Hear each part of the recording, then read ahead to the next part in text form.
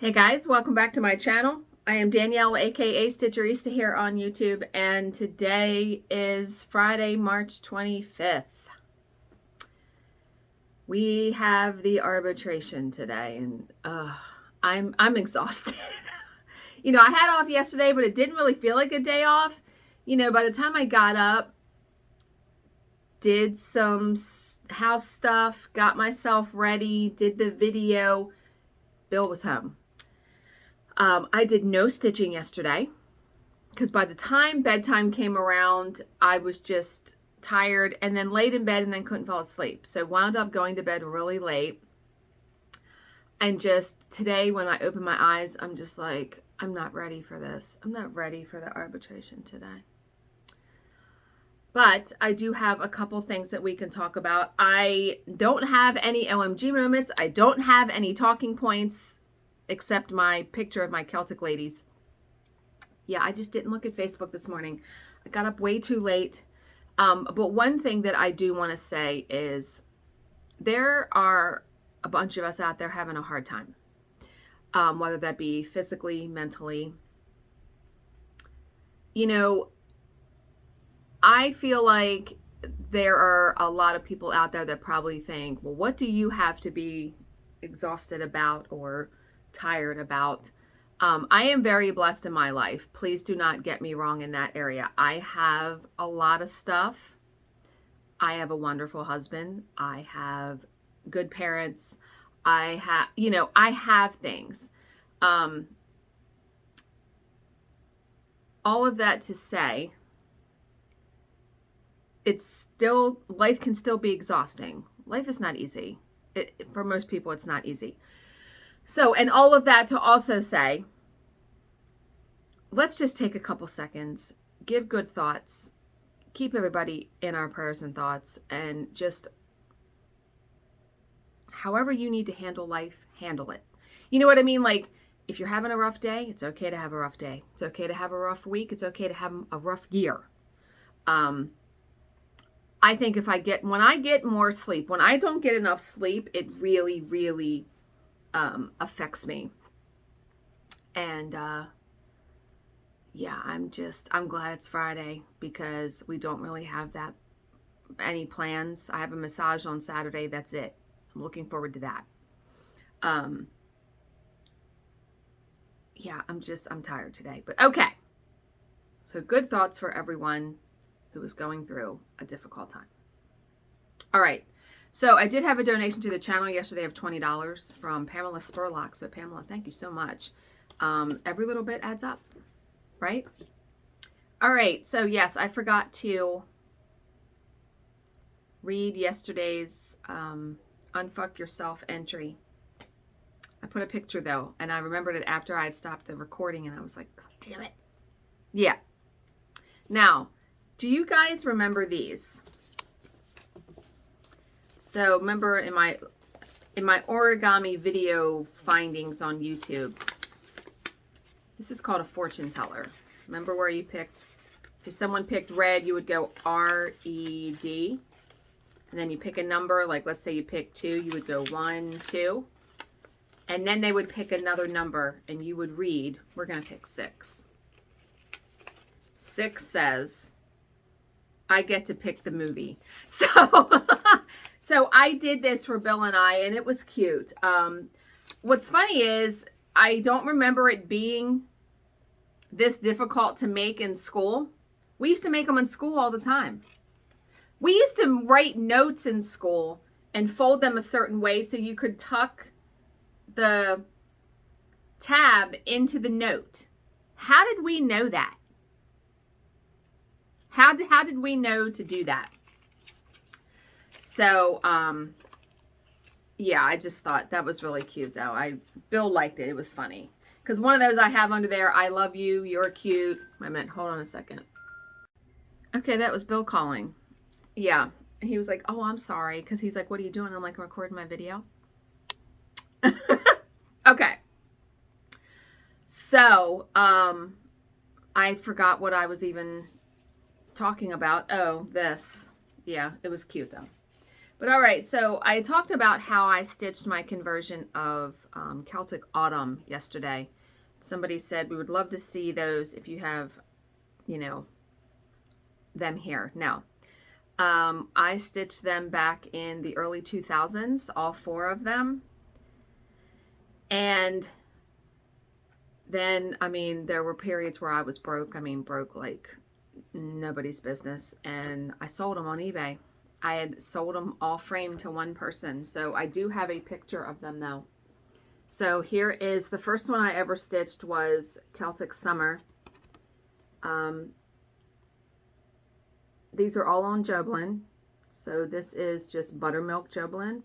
I absolutely loved that one. I mean, and that was like, besides Fairy Moon, that was my first big piece. And then here I stitched Celtic Spring.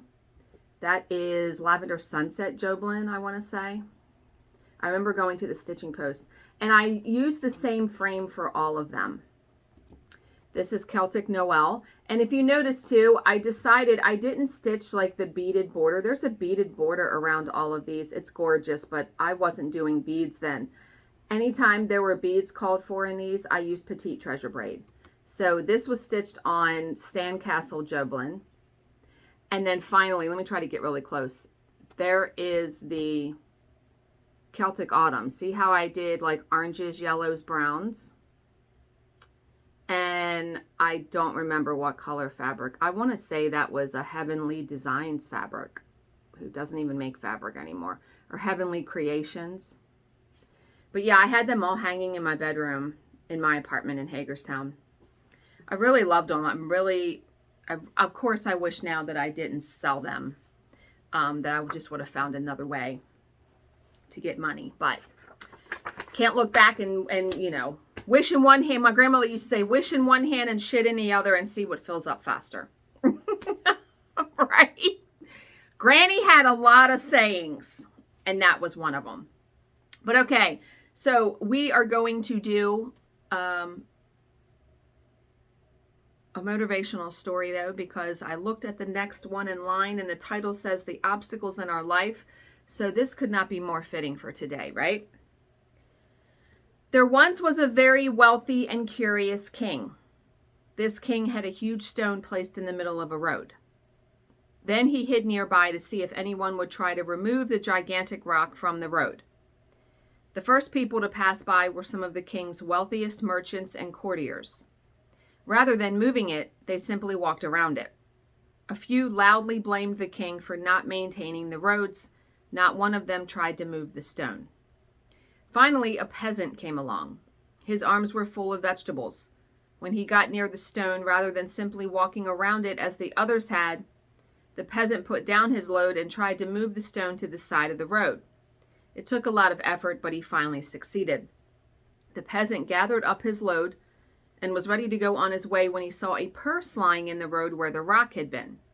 The peasant opened the purse. The purse was stuffed full of gold coins and a note from the king. The king's note said the purse's gold was a reward for moving the stone from the road. So, the moral of this story? It says this story underlines a principle that many of us never understand. Every obstacle presents an opportunity to improve our condition. Yeah, I mean, here's the thing. Here's how I try to approach it. Sometimes I will just sit. I really have tried to, when something happens, instead of instantly reacting, because usually your instant reaction is not maybe the best solution or reaction, I try to pause for like 5-10 seconds and then not react, but decide. You know what I mean? And trust me, there are many times during the workday, during whatever, where when something happens, I will just sit back in my office chair and sit for a minute, for 30 seconds, for whatever. Just to give my nervous system like time to calm down, because I feel like we are reactionary by nature.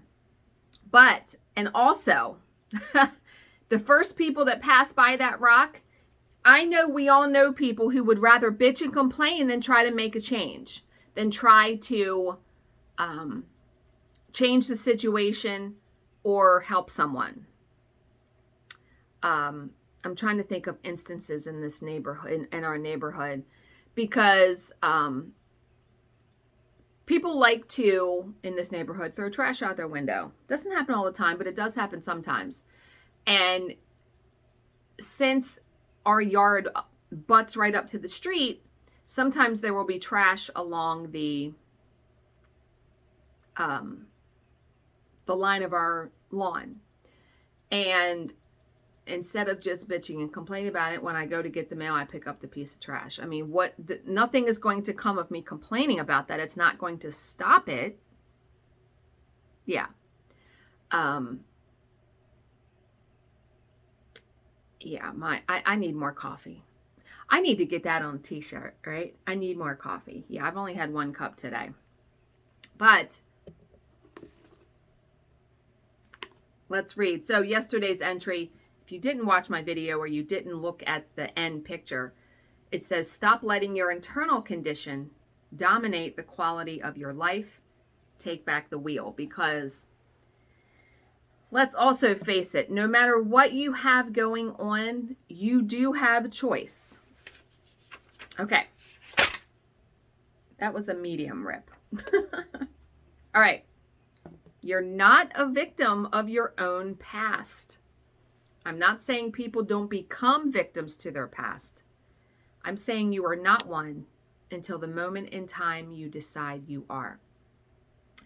And you know, I like to say that's a good one, because even though I did not have a great childhood, I feel like as an adult, you have a choice. You have a choice to get past that. Not all of us handle things in the same way or can get past it. And without, you know, divulging too much, I feel like I have been a very somewhat productive adult and have my shit together for the most part mentally, in spite of what has happened, in spite of what me and my brother went through as children. My brother is doing very good now. He's actually getting married in October. But he has had, over the years as an adult, he has had issues where he has voluntarily put himself in a facility. So, and you know, I applaud him for recognizing that. But he has had a harder time, I feel like, dealing with the things that we went through as children than I did. And that's not to say I'm better. That's not to say that, you know, I handled it better. I just handled it differently. But I feel like, and also, instead of constantly harping on it, thinking about it, there has to be a moment where you say no more, right? Where you say, I'm not going to let this rule my life. I'm not going to let this upset me. And, you know, work for me is a good situation for that, because there are many times, you know, people inherently, they don't change. They don't. I realize that some of the things that my boss may do or how she conducts herself in our job is not the way that I would conduct myself.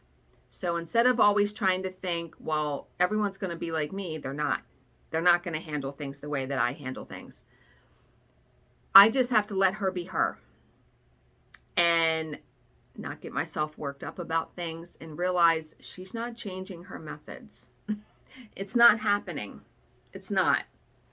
I've worked with her for almost 6 years now.